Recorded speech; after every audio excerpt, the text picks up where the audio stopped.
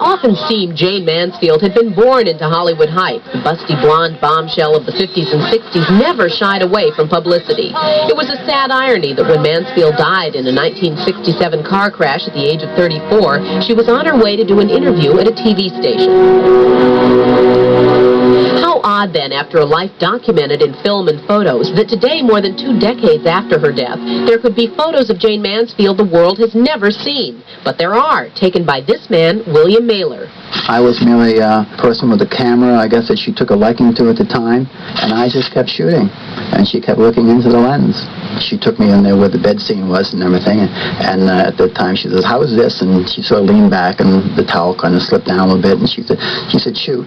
And then she just went into it. "How is this? And try this. Come on in closer." You know, and then she stood up and walked away and said, "I always liked this one." And she looked over her shoulder and peeked the boo at me, and she said, "Shoot that." When Mailer took the photos, Mansfield was working on the set of one of her last films, a B movie from '66 called The Fat Spy.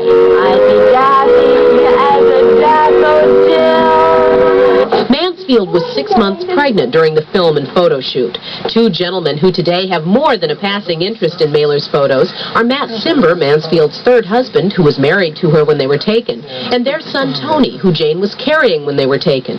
For Tony, the pictures are a reaffirmation of what he's been told about the mother he never knew.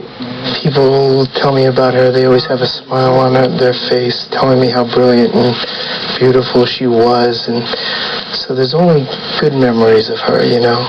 And for Matt Cimber, the photos recall the Jayne Mansfield he knew, always upbeat and professional. Even when she was pregnant, she was always Jayne. You know, she was always campy and fun and always had a great sense of humor.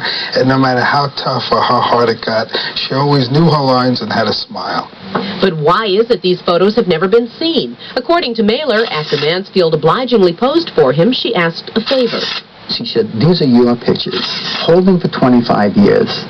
And I was taken back because at that age, 25, I couldn't think 25 years from now. And she said, maybe 25 years from now I'll be in my 50s and my career might be in a slump by then. 2 years after the photos were taken, Mansfield was killed. What remains is her larger-than-life, campy image in photos and B-movies. It's somehow fitting that this Mansfield image survives after her death. It is, after all, what she worked so hard to project in her life. Most of the people, when they looked at her, I think, or looked at photos, you not only felt a turn on, but I think you smiled at the same time. Because you said, this can't be real, you know? And in a way, it wasn't real.